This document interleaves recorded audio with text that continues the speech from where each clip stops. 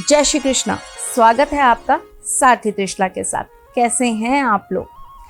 मेरी कुछ चीज़ें लोगों को बहुत पसंद आती हैं और मुझे ना उससे एक अलग सी ताकत मिल जाती है। जब आप मुझसे कहते हो ना, यही तो सुनना चाहते थे माँ, यही बात तो थी जो हमारे मन में चल रही थी, तो मुझे लगता है कि मैं आप लोगों के साथ कहीं ना कहीं बहुत ज़्यादा अटैच्ड हूँ। लेकिन मैं भी आपसे ये सुनना चाहती हूँ कि कैसे हैं आप, क्या चल रहा है, ज़रूर बताइएगा। चलिए जी, आज हम आपसे जिस टॉपिक पे बात करने आए हैं वो मेरा फेवरेट टॉपिक है, पति और पत्नी।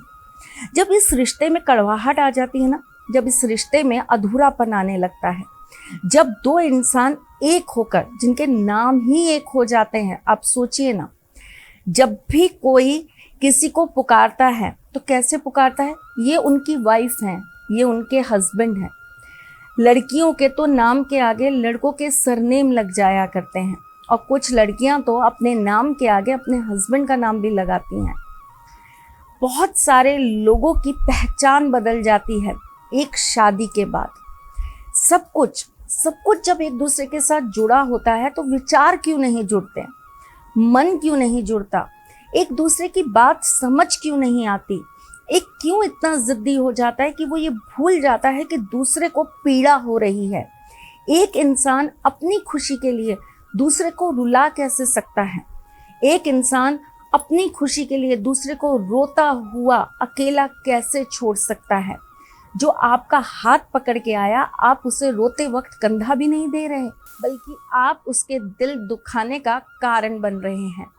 जिसे आपने खुश रखने के लिए कस्में खाई थीं, अग्नि को साक्षी मानकर, जिसे आपने सारी दुनिया के सामने स्वीकार कर उसकी हर खुशी में साथ रहने का वादा किया था, आज आप ही उसके दुख का कारण बन गए। बहुत अफसोस की बात है, बहुत ज़्यादा पीड़ादायक है ये बात, क्योंकि यही रिश्ता एक ऐसा रिश्ता है जिसमें सच्चाई होती है और धीरे धीरे करके ये सच ही खत्म होता जा रहा है। धीरे धीरे करके इस रिश्ते की सुंदरता बिल्कुल नष्ट होती जा रही है। पर मैं हर बार प्रयास करती हूँ कि इस रिश्ते में सुंदरता बनी रहे, कभी ख़त्म ना हो।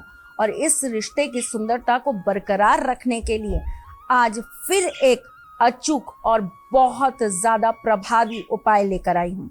एक ऐसा उपाय जिससे आपके रिश्ते में मजबूती भी आएगी और सामने वाला आपकी खुशियों को बढ़ाने के लिए प्रयास भी करेगा।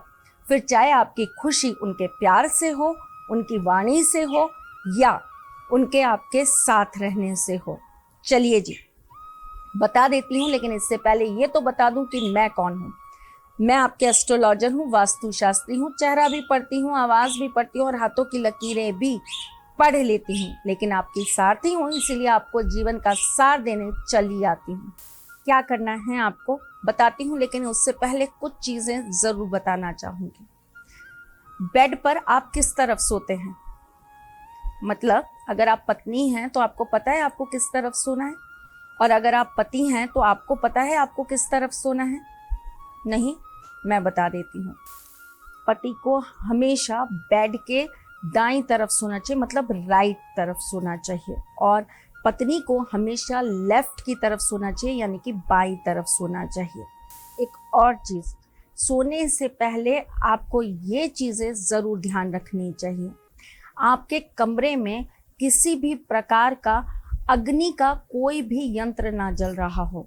जैसे कि हम अक्सर वो मच्छर मारने की अगरबत्ती लगा के सो जाते हैं ना, अगरबत्ती जिसके अंदर से थोड़ा निकलता रहता है धुआं, लेकिन साथ में वो जलती भी है। उसके अंदर अग्नि के छोटे छोटे कण भी रहते हैं, तभी तो वो जल पाती है। ऐसी कोई चीज़ आप सोने से पहले अपने बेडरूम में मत रखिएगा, अदरवाइज ये आपके रिश्तों के लिए बहुत ज़्यादा घातक हो जाएगा। हाँ, हज़ारों करोड़ों में कोई 2 जने होते हैं जिससे इससे कोई फ़र्क नहीं पड़ता, लेकिन 99.9% लोगों को इसका फ़र्क पड़ता है।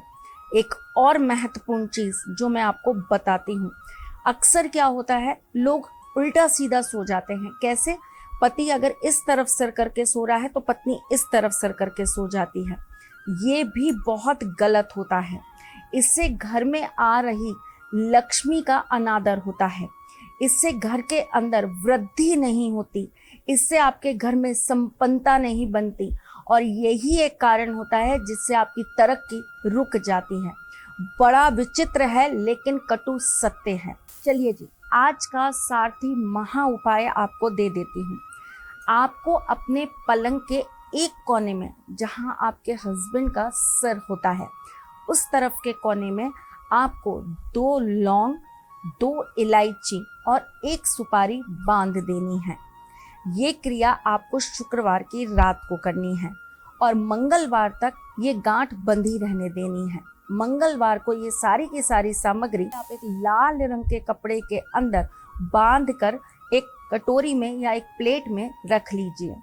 घी का दीपक प्रज्वलित करिए और उसके बाद आप बैठकर 7 बार माँ दुर्गा के बीज मंत्र का जाप करिए। इसके बाद आपको इसमें से लौंग और इलायची अलग निकाल लेनी है और पान और सुपारी एक साथ वापस से बांध देनी है। मोली से बांध दीजिएगा। लौंग और इलायची आपको किसी भी तरह से कूट कर खाने में, चाय में, कॉफ़ी में, किसी भी तरीके से आपको अपने हस्बैंड को खिला देनी है। और जो पान और सुपारी है उसे आपको ले जाकर दुर्गा माँ के मंदिर में चढ़ा देना है। ये क्रिया बस महीने में एक बार आप कर सकते हैं। अगर इससे कुछ % आपको असर दिखाई देता है तो आप इसे 5 बार रिपीट कर सकते हैं, यानी कि 5 महीने तक कर सकते हैं। इस क्रिया को करते वक्त आपको शुद्धिकरण का बहुत ध्यान रखना है। अगर आप पीरियड्स में हैं तो ये काम बिल्कुल भी मत करिएगा। चलिए जी, मैं फिर आऊँगी कुछ नया, कुछ अलग, कुछ अद्भुत लेकर। तब तक के लिए मुस्कुराते रहिएगा, रिश्तों में मजबूती बना के रखिएगा, अपने साथी के साथ यूं जुड़े रहिएगा, प्यार देते रहिएगा, प्यार लेते रहिएगा। ख्याल रखिएगा अपना और उनका जिनसे आप प्यार करते हैं।